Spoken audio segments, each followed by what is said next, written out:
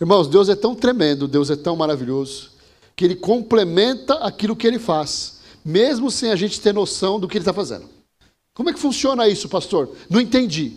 Quem esteve aqui na reunião de oração hoje de manhã? Levanta a mão aí. Depois, no final, vocês conversam comigo para ver se vocês entenderam o que eu falei. Só eles vão entender, irmãos. É complemento do que nós ouvimos aqui de manhã. Antes do culto, foi compartilhado algo que vai ser completado com a palavra que vai ser ministrada aqui nessa manhã. A gente vai falar sobre árvore. Sobre uma árvore que não tem frutos. Sobre uma árvore que não produz, que não gera vida. O reino de Deus, queridos, ele é baseado na lei da semeadura. Ou seja, tudo aquilo que a gente plantar, impreterivelmente, a gente vai colher. É claro isso para mim e para você? Se lá na minha casa eu semeio a paz, eu vou colher o quê? Em compensação, se eu sou esquentadinho, né? Se eu sou o sangue italiano, como muitos dizem, e eu já amanheço aos berros, o que eu vou ter na minha casa? Paz ou confusão? Ou seja, a palavra de Deus ela tem razão no que ela diz. É possível plantar laranja e colher manga? Você já viu um pé de laranja carregadinho de manga? Quando eu era pequeno, eu sempre sonhava em ficar embaixo de um pé de melancia, colhendo as frutas e comendo. E depois, para minha decepção, eu descobri que não era assim que funcionava. Né? Mas também, pastor, é lógico, né? A melancia é muito pesada, como é que ela vai ficar numa árvore? A jaca não fica? Então, irmãos, Deus escolheu ser dessa maneira. Mas uma coisa eu sei, os agricultores que plantaram melancia, eles escolheram melancia. Nós fomos plantados, cuidados, crescemos, eu e você. Nós também somos sementes nas mãos de Deus. E chega na nossa vida o momento de a gente dar frutos. Mas muitas vezes nos recusamos a cumprir o papel para o qual nós somos chamados. Deus nos criou com um propósito. Deus trouxe a gente para a casa dele, para a presença dele, com um propósito. Mas muitas vezes, eu e você, a gente decide dizer não para o chamado do Senhor. Eu queria que você ouvisse aqui uma historinha que eu ouvi, e eu achei que ela faz sentido. Diz o seguinte, um casal estava passando por um momento de crise, e eles eram recém-casados, e lutavam dia a dia para vencer as batalhas que estavam enfrentando na vida financeira. A maioria de nós passou por isso, né, irmãos? Vamos lá, continua. O marido, ele se esforçava ao máximo, mas o valor que ele recebia não era suficiente para quitar todas as dívidas. Depois de um dia cansativo de trabalho, ele chega em casa, e a sua esposa, com todo o amor e carinho, diz para ele o seguinte, amor, estou precisando de um pente. Um pente, irmãos. Barato. A escova que estava usando não dá mais. E ele, todo sem jeito, responde para ela, entendo, amor, mas as nossas reservas se esgotaram. Todas elas. Mal temos conseguido comprar o alimento para pôr na nossa mesa. Para você ter uma ideia, o meu relógio quebrou a pulseira e eu não consegui trocar. Senão ia faltar para outras despesas básicas da nossa casa. E os dois comeram e foram descansar em paz. No outro dia, o homem vai trabalhar, mas ele estava incomodado com aquela situação. Então, no caminho, ele passa numa loja de penhores e mesmo o relógio estando com a pulseira quebrada, ele consegue vender o relógio. Então, ele sai todo feliz da loja e compra um lindo pente para sua esposa. Bom, não é? Não acabou. Tem mais. Prepara um lindo embrulho e à tarde, quando ele vai para casa, vai todo feliz, porque vai agradar a sua esposa. Quando ele chega em casa, acontece um imprevisto. Algo que ele de maneira nenhuma poderia prever. Ele foi surpreendido com algo que estava fora dos seus planos e projetos. A esposa dele tinha um cabelo bonito e comprido. E ela tinha ido a um cabeleireiro e cortado o cabelo. Também ela não tinha, né, com que pentear, né, irmãos? Como o cabelo dela era bonito e bem comprido, ela vendeu os fios. Com o dinheiro, ela havia comprado uma pulseira nova para o relógio do marido. Ambos haviam se esforçado e aberto mão do que possuíam com o desejo de agradar um ao outro. Se nós formos considerá-los como árvores, com toda certeza, eles seriam considerados como árvores frutíferas, que sempre oferecem o melhor para trazer alegria ao coração do outro. Ou seja, nós somos árvores. Como nós ouvimos aqui de manhã, nós estamos ligados num tronco forte, com raízes fortes, e nós somos chamados para sermos galhos dessas árvores, ramos dessas árvores. E caso você não saiba, 90% das árvores, elas dão frutos aonde, irmãos? No tronco ou nos galhos? Hã? Então cutuca a sua mãe e fala para ele assim, é com você.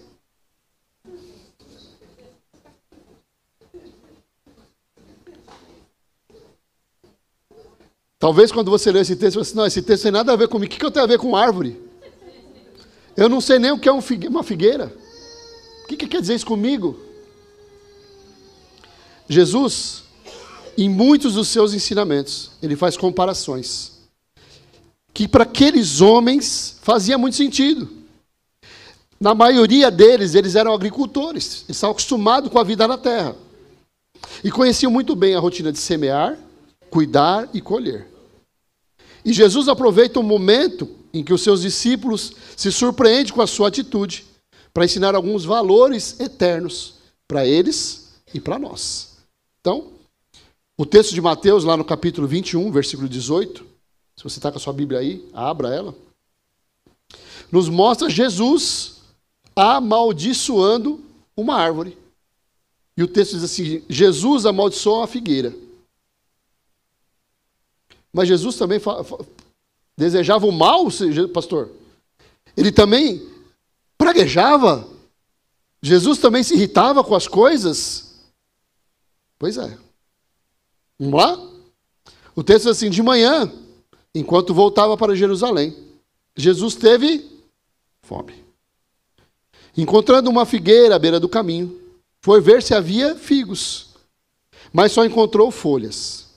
Então disse a figueira, nunca mais dê frutos. E no mesmo instante, a figueira secou.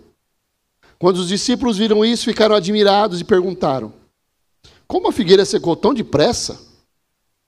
E Jesus respondeu, eu lhes digo a verdade. Se vocês tiverem fé e não duvidarem, poderão fazer o mesmo que fiz com essa figueira, e muito mais. Poderão até dizer a esse monte, levante-se e atire-se no mar, e isso acontecerá. Se crerem, receberão qualquer coisa que pedirem em oração. Até aí. Quando Jesus volta para a cidade, ele sente fome. Ele se depara com uma figueira que apresentava, ela parecia ter frutos, mas ela estava vazia. Ele amaldiçoa aquela árvore e, diante da ordem do mestre, ela seca imediatamente. O espanto dos discípulos abre espaço para uma poderosa lição sobre fé, frutos e oração. Jesus aproveitava todas as oportunidades para semear no coração dos seus discípulos algo que gerasse neles vida. A atitude de Jesus chama a atenção deles. E percebendo isso, ele aproveita para ensinar algo para eles de relevante importância.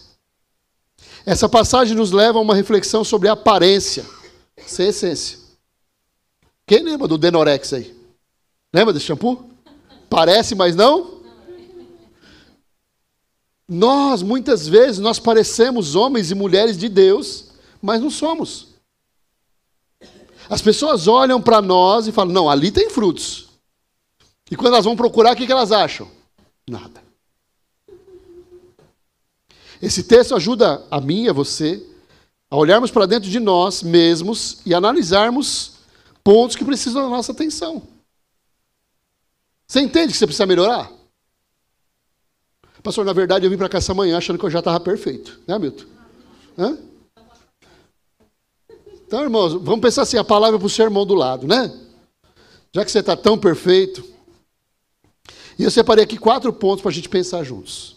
Primeira coisa, Deus procura frutos, não só aparência.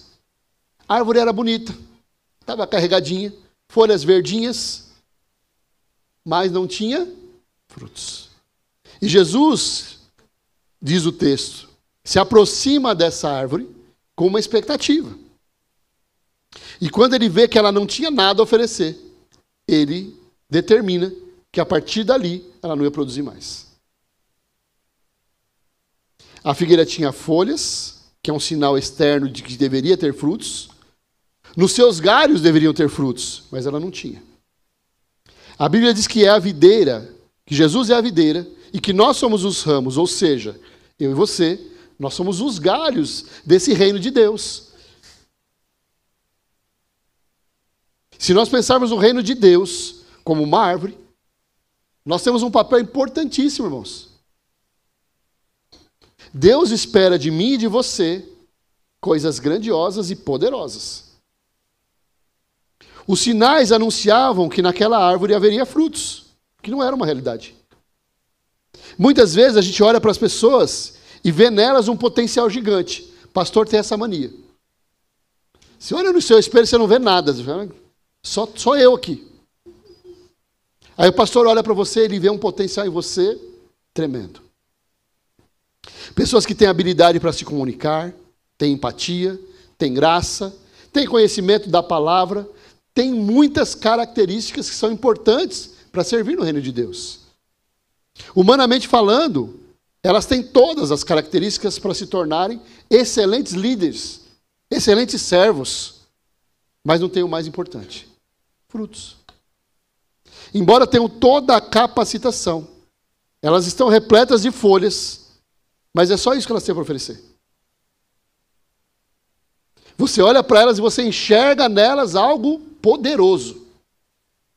Mas se você chacoalhar, não cai uma fruta. Não estão dispostos a abrir mão da sua vontade para cumprir a vontade de Deus através da sua vida. São simpatizantes de Jesus, gostam da igreja, gostam da palavra do pastor Gordinho. Vem para cá toda semana. Não, hoje a palavra foi boa, hein? O louvor foi meio ruinzinho, né? Mas vamos crer que os irmãos vão melhorar, né, Amanda? Esperança que o Fabiano melhore um pouco. Mas é só isso. O coração se satisfaz só em receber. No nosso meio existem muitas pessoas com dons e com chamado de Deus que ainda não estão dando fruto. Você conhece alguém assim? Aí você fala, conheço, eu mesmo. Escolheram ser estéreis por não dispor da sua vida nas mãos do Senhor. E não importa, irmãos, o quanto esse chamado da parte de Deus grite dentro delas, a resposta continua sendo não. Nós realmente temos o livre-arbítrio. Eu e você temos o direito de decidir as coisas. Mas Deus tem um propósito para mim e para você. Jesus denuncia uma religiosidade de fachada, uma aparência sem prática. Olhando parece muito bom, mas o que tem dentro não é tão bom assim. Vem para a igreja, ouve da palavra de Deus, mas não está aberto para mudanças. Quer continuar sendo como foi. Eu nasci assim, eu cresci assim. E eu vou ser sempre assim. Não vou mudar. Eu já fiz as minhas escolhas. E daqui para frente, se alguém tiver que mudar, que seja Deus. Eu não mudo mais.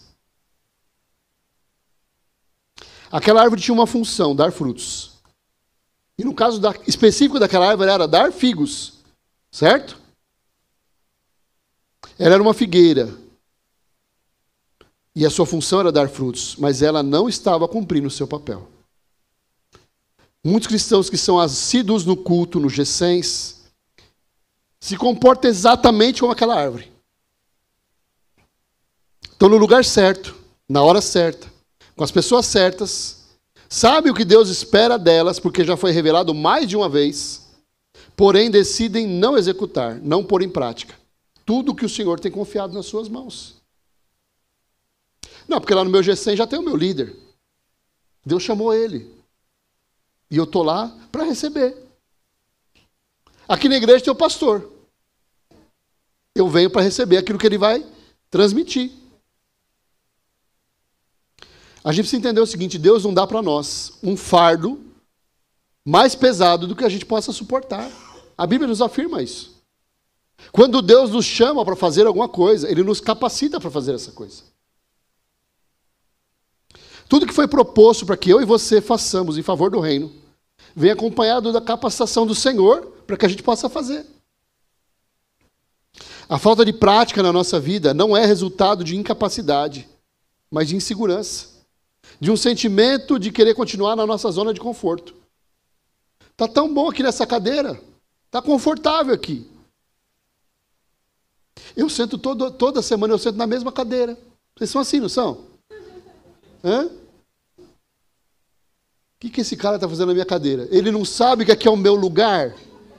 E daí que ele é visitante? Aqui é o meu lugar. Irmão, daria para você ir mais para lá? Que aqui é o meu lugar.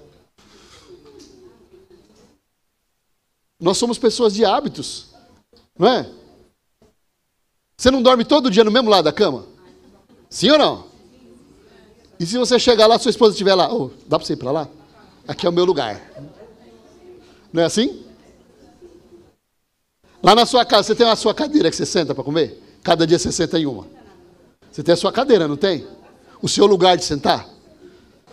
E mesmo quando tem visita, se a visita sentou no seu lugar, você fica incomodado, não fica? É que você é educado, mas a vontade fala, dá para você levantar daqui, esse é o meu lugar. Nós temos essa tendência de querer e de criar raízes. Servir ao Senhor dá trabalho, mas a recompensa é muito maior do que o trabalho que dá. A alegria que nós sentimos ao ver os frutos nascendo, crescendo, é muito grande, irmãos. E nós precisamos ter algo muito claro no nosso coração. Ninguém supera Deus no dar. Não tem nada que você vá fazer que a sua recompensa não vá ser muito maior do que aquilo que você investiu. Por mais que eu e você possamos investir o nosso tempo, os nossos recursos, o nosso talento em favor da implantação do reino, nada vai superar a oferta de amor que nós já recebemos. Ou você está aqui porque você é bom? Não, caiu assim a minha ficha, eu percebi que eu precisava de Jesus. Então eu vim para a igreja. Eu tive aquele estalo, sabe, irmãos? Não teve nada. Jesus te atraiu. Jesus me atraiu. E mesmo a gente não querendo, porque a maioria, 99,9999, não queria vir para a igreja. Quem, assim, sempre teve um desejo assim, muito grande de vir para a igreja? Levanta a mão aí. Eu sempre quis, desde que eu nasci, vir para a igreja. Aí ficou difícil, né, pastor? Eu queria hoje, ontem nem tanto. Nós estamos aqui, irmãos, pela misericórdia de Deus. Jesus nos atraiu. Eu já falei isso mais de uma vez aqui. E não foi porque nós éramos bons, não. É porque nós éramos muito ruins. Ele olhou e falou assim, os piorzinhos são esses. Deixa eu levar eles primeiro, senão eles vão fazer besteira. E a gente vem para cá e fala, não, porque eu sou servo do Deus vivo. O Espírito Santo habita em mim. E sem mim, nada podeis fazer. Hã? Eu sou bom demais. De 0 a 10, a minha nota é 1000.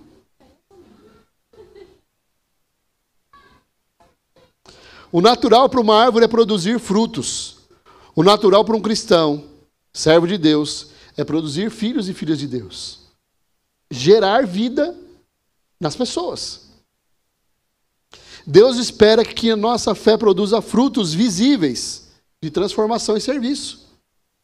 Deus quer que eu e você coloquemos a nossa vida à disposição dele. Você tem gerado vida nas pessoas que convivem perto de você?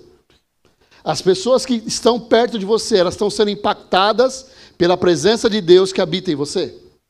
Hein, Mike? Eu acho que sim, pastor, porque hoje eu toquei. Né? Evangelizar não é algo que a gente faz com um panfleto, viu, irmãos? Aliás, deixa eu dar uma dica para vocês aqui, não funciona mais. Se a gente recebe um panfleto, normalmente a gente nem lê. A gente já amassa e joga fora. O evangelismo hoje precisa ser um estilo de vida, de amor e serviço, que anuncia Jesus através da nossa maneira de viver, da nossa maneira de se relacionar com as pessoas. Segunda coisa que a gente aprende com esse texto: a esterilidade espiritual tem consequências. Para aquela árvore, o que aconteceu com ela? Ela secou. A figueira foi amaldiçoada e secou, simbolizando o juízo sobre uma vida improdutiva. No dia da volta de Jesus, todos nós, eu e você, nós vamos prestar contas. Você sabia disso? Você sabia que você vai prestar conta de como você viveu? De tudo que você fez? O que hoje pode funcionar, irmãos? As nossas desculpas, elas estão sendo aceitas na empresa, na nossa casa, no meio da nossa família, aqui na igreja. Pode não ter o mesmo efeito quando a gente se apresentar na frente de Jesus. Sim ou não? Até porque a gente já falou o nome dela, né? É desculpa. Se tivermos sido improdutivos por decisão nossa, haverão consequências. Sim ou não? Se Jesus vier buscar em nós, que somos os seus ramos, os frutos, e não encontrar nada, e ele disser para nós assim: seca. O que vai acontecer comigo, com você? Qual será o nosso destino? Você tem um chamado de Deus para a sua vida? Obedeça. Tiago 2,17 diz assim: como vem, a fé por si mesma, a menos que produza boas obras, está morta. Nós não fazemos boas obras para receber o grande prêmio, irmãos. Nós fazemos boas obras porque somos gratos, porque já recebemos o maior de todos os prêmios, que é a nossa salvação. Nós somos movidos pela eternidade, mas não por um prêmio a ser conquistado, mas porque nós temos a convicção da nossa adoção de filhos. Nós não fazemos para receber, nós fazemos porque já recebemos. Você consegue entender isso? Servir a Deus para mim e para você não pode ser algo que a gente faz para receber algo em troca.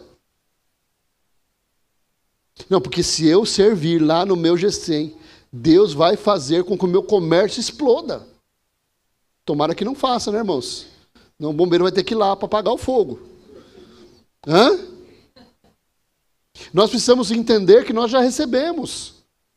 A vida que você está vivendo hoje já é bênção de Deus. Você tem 2 olhos aí? Tem? Confere aí se está os 2 aí. Por quanto você venderia um deles?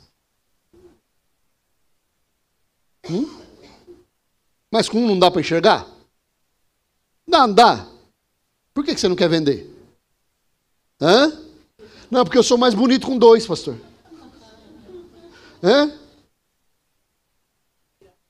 A gente não abre mão, irmãos, daquilo que é valor para nós, daquilo que é precioso para nós.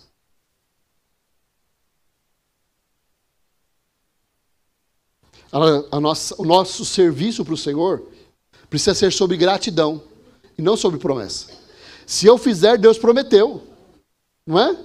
Se eu entregar o meu dízimo, a Bíblia está dizendo que Deus vai abrir as portas dos céus. Eu posso fazer prova de Deus. Precisa? Não precisa.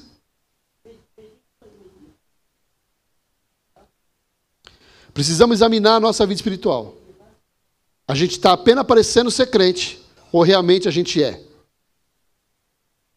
A nossa vida está impregnada da presença de Deus, ou Jesus é apenas algo importante no meio de um monte de coisas importantes? Percebam, é diferente. Jesus ser o número 1 na minha vida é diferente de Jesus ser alguém muito importante na minha vida. Vocês entendem isso? Então pergunte para você mesmo: Jesus é o número 1 na sua vida? Terceira coisa, a fé verdadeira tem poder sobrenatural. Quando os discípulos veem aquilo que Jesus faz, eles ficam admirados. E Jesus diz para eles o quê? Se vocês tiverem fé e não duvidarem, poderão fazer o mesmo que eu fiz com essa figueira. E muito mais. Nós somos chamados a sermos realizadores de milagres. Quando eu e você orarmos, os milagres vão acontecer. Jesus ensina que com fé até montes podem ser removidos. A definição de fé é trazer à existência o que ainda não existe. Não, mas isso aqui não existe ainda. Tá bom. Profetiza, filho do homem. Quando Deus chama Ezequiel lá no Vale dos Ossos Secos, vocês conhecem, né? Ele fala, o que você está vendo aí? Um monte de osso. Então profetiza, para que eles tenham vida. E o que acontece? Se levanta um grande exército. O que Deus quer fazer na nossa vida e através das nossas vidas? Ele quer nos atrair para que a gente faça parte de um grande exército. A Bíblia também diz que tudo aquilo que nós pedimos de oração, crendo, nós receberemos. Irmãos, não há nada impossível para o nosso Deus. O milagre que nós estamos esperando, Deus tem poder para realizar. Basta somente crer. O poder não está em nós, é verdade. Mas na confiança plena que Deus tudo pode. Eu não tenho poder para fazer milagre nenhum, nem você. Mas a Bíblia diz que Deus ouve a nossa oração. E pela fé, Ele traz existência aquilo que nós profetizamos. Pastor, eu estou vindo sozinho para a igreja aqui. Meu marido não vem, meus filhos não vêm, a minha esposa não vem. O que eu preciso fazer? Eu preciso colocar a minha vida no altar do Senhor. Dizer, Senhor, através do meu testemunho, que eles possam ser atraídos à tua presença. Entenda uma coisa. Deus não precisa enviar um evangelista na sua casa. Deus não precisa enviar o líder lá na sua casa. As pessoas da sua casa precisam ver Jesus na sua vida. Nós não realizamos milagres, mas através do poder que há no nome de Jesus, nós estamos capacitados a orar e ver um milagre acontecer na vida das pessoas. E vamos ser sinceros, irmãos? Os milagres que a gente mais quer está do lado da gente. Sim ou não? Está do ladinho ali. Está ao alcance de um tapa, né? Seria bom? A Bíblia diz, pastor, que é pelo amor ou pela dor. Então, podia ser pela dor, né? Vontade dá, não dá, irmãos? Há poder de Deus sendo derramado todas as vezes que você ora. Todas as vezes que você se coloca no altar do Senhor, Ele manifesta através da sua vida a presença dEle. Deus está nos convidando para vivermos numa outra dimensão. E a gente fica bobeando, irmãos. Fala bem a verdade para mim. A sua semana foi mais apegada com Jesus ou mais apegada com os seus problemas? O que você gastou mais tempo? Com os problemas ou com a solução? Nós enfrentamos montes, enfrentamos lutas, enfrentamos adversidades, dificuldades. O chamado de Deus para mim e para você é confiar e declarar com fé, sem duvidar, que essas montanhas vão se lançar no mar. Nós temos poder em Cristo Jesus de fazer isso. A gente faz? Não, mas eu tenho um pedido lá no grupo de oração das irmãs, para elas orar por mim. É pecado isso? Não, está certo isso. Mas você não precisa esperar só pelos outros. Existe autoridade espiritual na sua vida, para você profetizar lá dentro da sua casa. Senhor, eu repreendo aqui dentro da minha casa esse demônio da ganância. Eu repreendo aqui dentro da minha casa, Senhor, esse demônio da falta de fé. Eu repreendo aqui dentro da minha casa, Senhor, toda a confusão está repreendida em nome de Jesus.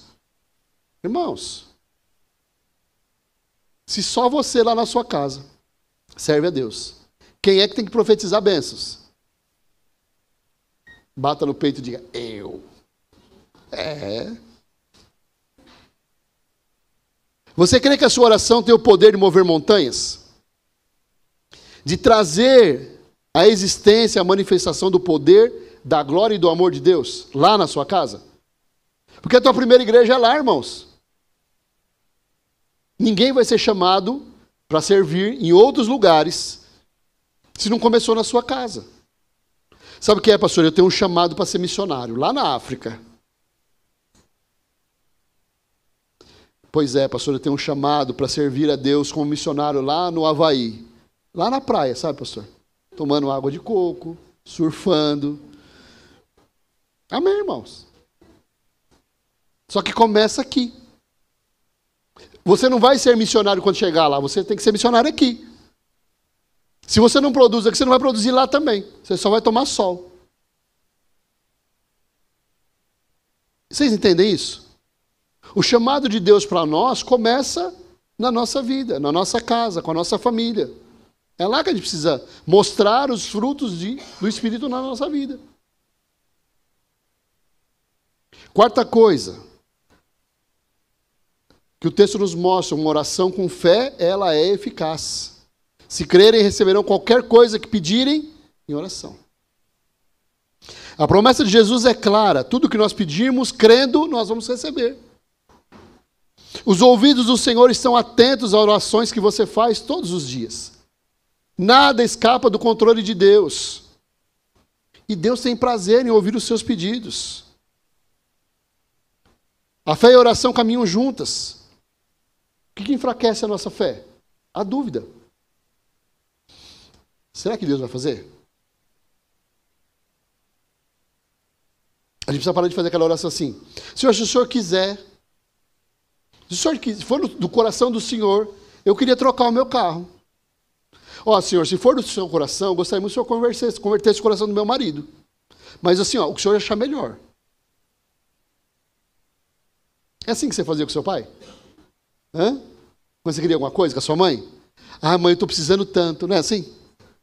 Hã? Quando chegava ali no seu material. A gente não precisava, irmãos. Mas você queria uma lapiseira? Quantos queriam uma lapiseira? Levanta a mão aí. E não ganharam. Todo ano, quando minha mãe ia lá no bazar fazer a compra de material, eu falava, não, mãe, eu estou precisando muito de uma lapiseira. Não, e assim, ó, não está escrito aí, mas na lista de material, a borracha tem que ser aquela azul e vermelha. Porque aquela que é boa. Ela comprava a branca e comprava a lápis, acabou. Mas o desejo do coração da gente, a gente nunca deixava, a gente nunca desistia. E a gente precisa ser assim com Deus. Senhor, eu preciso que o Senhor faça. Eu quero, eu sei que é importante, vai mudar a história da minha família. Ué. Se alguém disser para você assim, ó, eu vou no médico essa semana, se você quiser, você pode me dar uma carona? Você vai querer? Hã? E meu exame é 5 horas da manhã, você vai querer? Não é você que vai passar no médico, você só vai levar. Mas você tem que levantar às 3. Irmãos, a gente precisa de uma motivação. Deus precisa ver urgência no seu pedido. Entendendo o seguinte, eu ouvi essa semana isso. Para que orar? Deus já não sabe tudo o que está acontecendo? Sabe ou não sabe? Ele não é onisciente, ele não sabe todas as coisas. Para que eu preciso orar? Deus precisa da minha oração? Não. Sabe quem precisa da sua oração? Você. Quando você ora, você traz fé para o seu coração. Quando você ora, você começa a acreditar. Quando você ora, você se lembra das necessidades dos seus irmãos. Quando você ora, você fortalece a sua fé. Entenda, irmão? Deus não precisa da sua oração. Você que precisa. Certo, dona Giovana? Não é Deus que precisa. Deus não precisa de você para nada, nem de mim. Nós que precisamos dele. Nós precisamos orar, irmãos, para fortalecer a nossa fé, para que a gente possa crescer. A Bíblia não diz lá que se nós tivermos a fé do tamanho de um grão de mostarda, o que acontece com o grão de mostarda? Ele vira uma árvore gigante. A Bíblia diz que muitos animais vêm repousar na sua sombra. Mas ele era só um grãozinho de mostarda. Começou com algo pequeno. A nossa vida com Deus, ela não começa de... eu já conversei com o Senhor. E amanhã eu vou estar de folga. Tive uma folga lá no meu trabalho. Então eu vou ficar 24 horas orando. Você vai orar? 24 horas. Você não vai pegar no seu celular. Você não vai ver o seu WhatsApp. Você não vai ligar a sua televisão. Hã? Não era mais fácil você se comprometer com 10 minutos? Mas não uma vez só. Todo dia. Deus não precisa do excesso, Ele precisa da regularidade, do compromisso. Pastor, 10 minutos para mim é uma eternidade. Eu não tenho tanta coisa para dizer para Deus. Tá bom, 5 então. 5 dá? 5 ainda é bastante, pastor. Falar bem, olha, 5 minutos falando coisa com Deus. Porque Deus não me responde nada. A conversa não flui, porque só eu falo. Dá para deixar só 1 minuto? Dá. Ore 1 minuto. Mas seja sincero naquilo que você está fazendo. E depois, com o tempo, a coisa vai aumentando. Eu prefiro que você ore 1 minuto todos os dias do que você ore 24 horas uma vez só. Da mesma maneira que o nosso corpo precisa de alimento todos os dias, o nosso espírito precisa de alimento todos os dias. O que acontece com você se você ficar uma semana sem comer? No meu caso, mas eu emagreço. Que eu tenho muita coisa para queimar aqui ainda. Não, você vai morrer. Depois de 2, 3 dias o corpo apaga. A mesma coisa é a nossa vida espiritual. A gente quer orar uma vez por mês. Ou uma vez por semana. Não, quando eu vou para a igreja eu oro. Eu rebento lá. Quando eu estou na igreja o pessoal fica até impressionado. Porque eu oro bem alto, eu grito mesmo. Todo mundo fica olhando para mim e falando, não, o cara é espiritual. Só que eu só oro lá. Eu estou alimentando o meu espírito da maneira correta?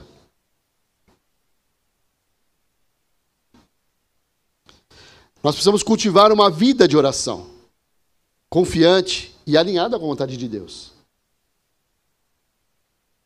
Eu sou capaz de dizer, irmãos, que mesmo entre aqueles que oram muito, o tempo de oração que Deus mais gosta é pequeno. Nós temos o hábito de orar como? A gente pede pelas pessoas, a gente repete todos os dias as mesmas coisas. Mas tem um tempinho da nossa oração que a gente abre o nosso coração com Deus. Senhor, está uma luta tão grande lá no meu trabalho, eu não sei como fazer. É esse tempo que Deus quer. Sabe, Senhor, o Agnaldo está me dando tanto trabalho. Bichinho é difícil demais, Senhor. Não sei o que fazer com esse menino. É esse tempo que Deus quer. É o tempo que a gente abre o nosso coração. Não é o tempo que a gente repete as mesmas coisas. Porque a gente fugiu de um princípio de reza, onde a gente falava todo dia as mesmas coisas, e a gente cria uma oração de reza. E a gente ainda fala para as pessoas, não, eu sempre oro por você. Você não faz isso? Estou sempre orando por você. Eu sempre peço a Deus por você. Sempre rezo por você. O que Deus quer de mim e de você? Que a gente tenha intimidade com Ele. Com quem você tem intimidade, você não procura palavras. Com quem você tem intimidade, você não fica pensando o que você vai falar. Você só vai falando. E a verdadeira oração, ela é assim. Ela flui. Por isso ela pode ter 1 minuto, 5, 10, não importa. Tem amigo que a gente senta e fica o dia inteiro conversando, não tem? E tem amigo que a gente fala 2 minutos no telefone. E é amigo do mesmo jeito. Tem amigo que a gente fala 30 segundos. Principalmente homem. Homem é sintético, né, irmãos? Eu vejo as mensagens das irmãs falando, como é que você aguenta ouvir tudo isso, Kátia? Quando elas escrevem, irmãos, parece um livro. Pega a minha mensagem com o Sandro. E aí, Sandro, tudo bem? Quem vai fazer oração hoje? Ele responde, tal. Às vezes ele não põe nem bom dia, só tal. Demora tipo 2 segundos a mensagem dele. E 1 segundo ele ficou pensando. Homem é mais prático. Mulher é mais detalhista. Mas Deus ouve a gente, entende a gente do jeito que nós somos. Até porque quem criou a gente? Ele. Ele criou o Sandro com poucas palavras. E a Kessia com muitas.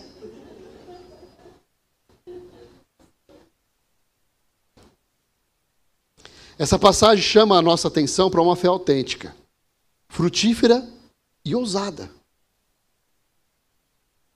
Jesus não foi ousado em falar para a árvore secar?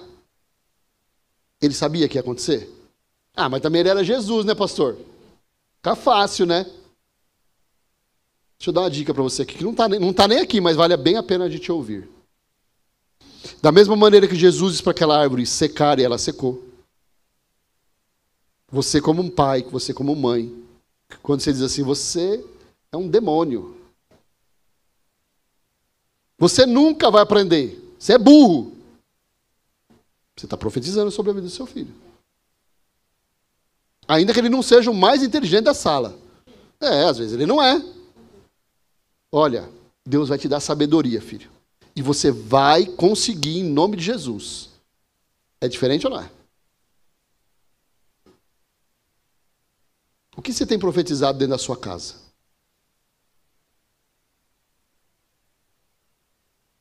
Marido, você é um cachaceiro, mano. Não aguento mais você. Hoje você dorme no sofá e amanhã você durma na rua.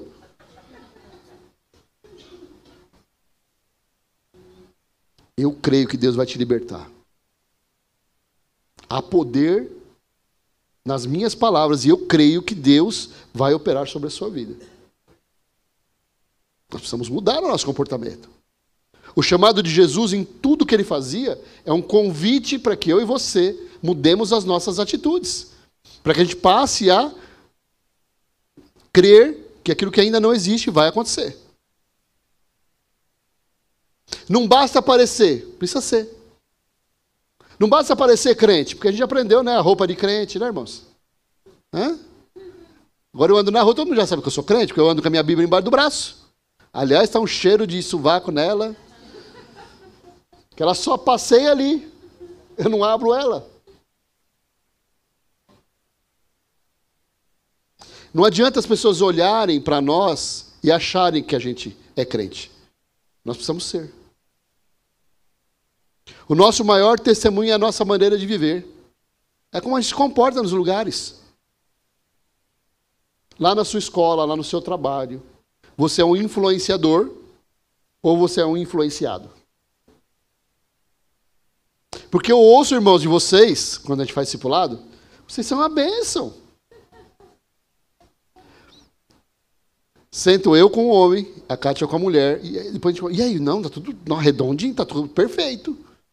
Passa 2 dias, pastor, dá para o senhor vir aqui? Porque hoje eu tentei matar meu marido, mas ele escapou. O bicho é liso, pastor. É assim, irmãos. A nossa vida é assim. A gente sempre tenta passar a melhor imagem. Mas nem sempre é uma verdade. Nós precisamos ser mais transparentes. E na nossa transparência, as pessoas precisam encontrar Jesus. Você precisa olhar no espelho e não ver mais você, mas ver Jesus na sua vida. E se você não vê, tenha certeza que ninguém vai ver. Outra dica boa aqui. Nem sempre dá certo, tá? Mas se você quiser saber como você está, pergunta para sua esposa. Pergunta para o seu marido. Pergunta para os seus filhos como é que você está. Talvez você se surpreenda. Talvez você descubra que você não está tão bem assim.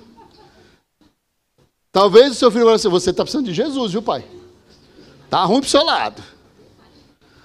A sua fé está abaixo de 0. As pessoas que mais conhecem a gente moram na mesma casa que a gente mora. Lá você não usa máscara. Lá você é azedinho. Né? Lá você é azedinha. Lá você chuta o cachorro. Lá você não ajuda a lavar a louça. Né, meninas? Lá você não ajuda a fazer nada. Nem a sua cama você arruma.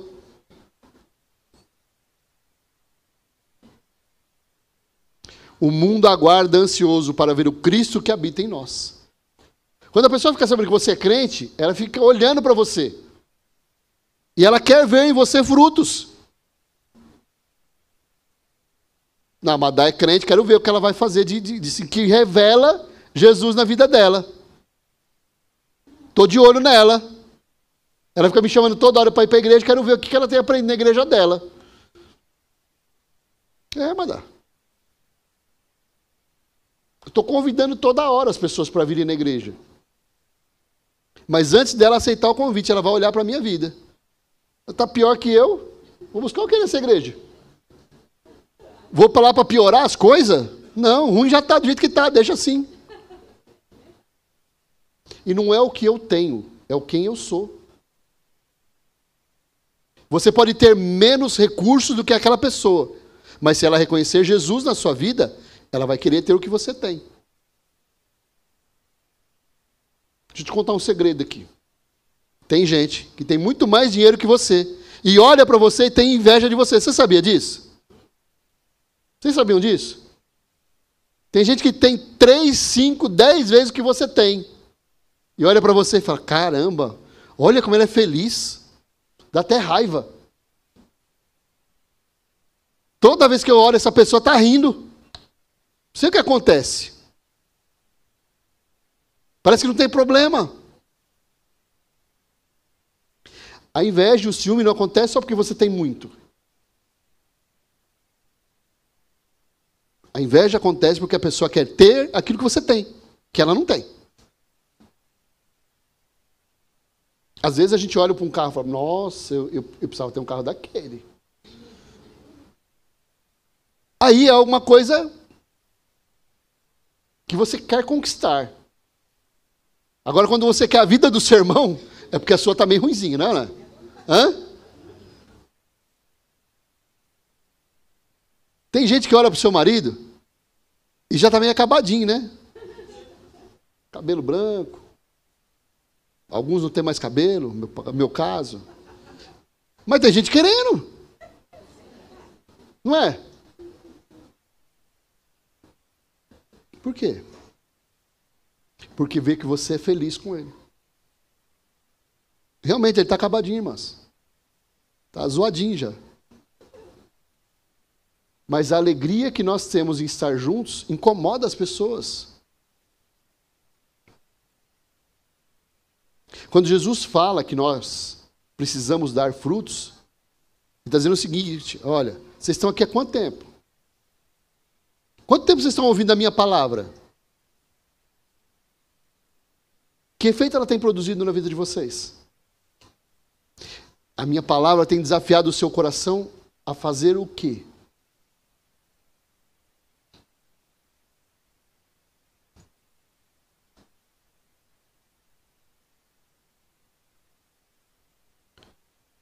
Nós não fomos chamados para sermos árvores infrutíferas. Pelo contrário, o nosso chamado é para irmos e darmos frutos, e frutos que permaneçam, diz a palavra de Deus. Nós precisamos nos examinar e ver se nós temos somente folhas ou se a gente tem frutos também. E se nós somos sinceros aqui, irmãos, vou ser generoso ainda, tá bom? Mais de 50% aqui só tem folha. Mais de 50% do nosso público aqui hoje só tem folha. Não tem fruto nenhum. Nós precisamos pedir a Deus que Ele fortaleça a nossa fé. Que Ele limpe a nossa vida dessa esterilidade espiritual que está tentando tomar conta de nós. Uma das artimanhas do diabo, sabe o que é? Fica tranquilo, as pessoas já estão fazendo lá na igreja.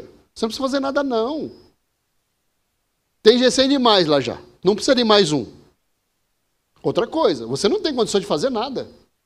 Você não é modelo, você não é exemplo de nada. Você é ruim demais. E o que Deus está dizendo para nós? Eu conto com você. Estou contando com a sua vida. Jovens, você está se preparando para liderar o seu grupo? Está, Vinícius? Está preparando para ser o líder desse grupo? Tá, Giovana? A Jéssica vai fazer o quê? Você mandado embora da igreja? Não ri, não. Vale para você também. Lá na sua célula, você está se preparando para cuidar de pessoas? Não, eu já sou auxiliar lá, pastor. Eu não quero assumir de jeito nenhum, mas eu sou auxiliar. Deus que me dibre de ter que assumir essa célula. É sobre isso, irmãos. A Bíblia diz assim, aquele que lança a mão do arado e olha para trás não é digno de mim. Já ouviram esse texto? Já ouviram ou não? Aquele que se dispõe na obra do Senhor e não se posiciona, ele não vai dar fruto. Vocês estão recebendo, não estão? Toda semana? Vocês vão lá, vocês ouvem a palavra, cantam juntos, são ministrados, esclarecem dúvidas e depois a gente come e vai embora, pastor. Claro. Não é? Nós precisamos nos preparar para aquilo que Deus quer fazer em nós e através de nós. Ser uma árvore frutífera nada mais é do que aceitar o chamado de Deus para a nossa vida. Salmos 1:3 assim: Ele é como a árvore plantada à margem do rio, que dá seu fruto no tempo certo. Suas folhas nunca murcham, e ele prospera em tudo que faz. Esse é você. O chamado de Deus para a sua vida é esse. Deus olha para você e vê alguém que pode dar muitos frutos. Que está sendo preparado para dar muitos frutos. Mas que talvez ainda não deu fruto nenhum. A grande expectativa de um líder de jovens é que eles sejam melhores do que eu. Até porque é fácil, né, Jéssica? Não, né? Moleza, né? Quem é líder aqui? Levanta a mão. A sua oração é que o meu liderado seja melhor que eu? Que o meu auxiliar seja melhor que eu? Porque ruim que nem eu, já basta eu? Irmãos. O teu auxiliar é o cara que tem que gastar mais tempo. Invista nele. Pague pizza para ele. E para mim também. Irmãos. O cara que eu preciso investir mais tempo, mais do meu talento, mais das minhas energias e mais do meu dinheiro, é o cara que eu estou preparando para assumir o cuidado de vidas. Você concorda com isso, né, Michele? Por enquanto, né? Amanhã pode ser que eu não concorde tanto, né? Vai que a coisa muda, aí eu viro líder. Hein, Silas? Aí vai ter que sair do meu bolso. Quando tiver saindo do bolso do Tavares, está tudo redondinho, né? Está tudo redondo. É isso, irmãos. É dispor o nosso coração nas mãos do Senhor e entender que nós estamos numa escola. Nós estamos sendo preparados para que amanhã a gente também dê frutos. Ok? Então, da próxima vez que eu perguntar, eu quero que vocês digam, nós estamos aí. Certo? Estamos na luta.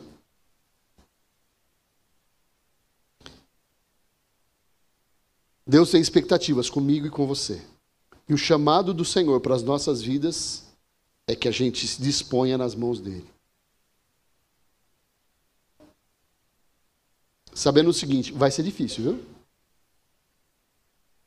Vai ter muito choro, muita lágrima envolvido. Vocês acham que os líderes de vocês não choram por vocês? Vocês acham que os líderes de vocês falam, não, tudo tranquilo, tudo bem. Cada mês que passa, o Jair fica mais cabeludo. Cadê ele? Né, Jesus? Os poucos que restam estão caindo, né? Irmãos, a gente dá trabalho, vocês sabiam disso? Não é só chegar lá e as coisas acontecem naturalmente, não. Tem todo um preparo para o tempo que a gente tem juntos. O que eu compartilho com vocês aqui, às vezes custa o meu sábado inteiro. Né? Às vezes minha mulher fala assim, mas você não vai subir? Nem para almoçar? Não, eu estou subindo. Aí eu subo desde de novo. Não, mas não vai assistir nenhum filme? Não sei, vamos ver, né? Se eu conseguir terminar, a gente vai. O serviço do reino, ele dá trabalho, mas ele vale muito a pena. O que nós fazemos em favor do Senhor dá trabalho, não é fácil não. Mas é bom demais. A gente precisa entender essas coisas. Queria que você ficasse de pé no seu lugar.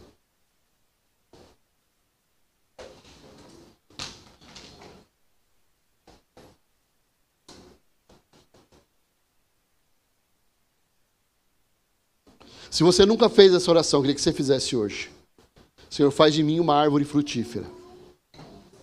Entendendo o seguinte, o que você fala aqui na terra tem poder no céu, ok? Não diga para o Senhor aquilo que você não quer fazer. Se você não quer falar, Senhor, me mantenha essa árvore frutífera. Né? Quando o Senhor quiser que eu seque. Você não quer fazer nada. Seja sincero, honesto naquilo que você está dizendo para o Senhor. Tem gente que diz que alguns louvores não podem ser cantados. Aí eu abro mão de tudo. Você não abre mão de nada, mas você canta. Senhor, faz de mim uma árvore frutífera. Eu não quero dar fruto nenhum. Mas você ora. Nós vamos ser sinceros com Deus. Só fale aquilo que você está disposto a fazer. Crendo que Deus vai te capacitar para fazê-lo. Amém? Feche seus olhos aí. Começa a pedir para o Senhor. Senhor, faz de mim uma árvore que produz muitos frutos. Que produza 100 por 1, como diz a tua palavra. Eu creio, Jesus, que eu posso ser uma arma poderosa nas tuas mãos. Eu creio que o Senhor pode me direcionar por caminhos que eu ainda não caminhei. Que eu posso experimentar, Jesus, de realidades espirituais que eu nunca vivi. Que o Senhor pode me conduzir por caminhos de paz e não de mal. Para que os meus olhos possam ver tudo que o Senhor tem preparado, para que eu realize. Eu sei que o Senhor trouxe essa palavra para o meu coração nessa manhã, para que eu me posicione de uma maneira diferente, para que eu passe a agir como eu não agi até aqui, Senhor. O Senhor derramou sobre a minha vida dons e talentos que eu estou enterrando todos os dias.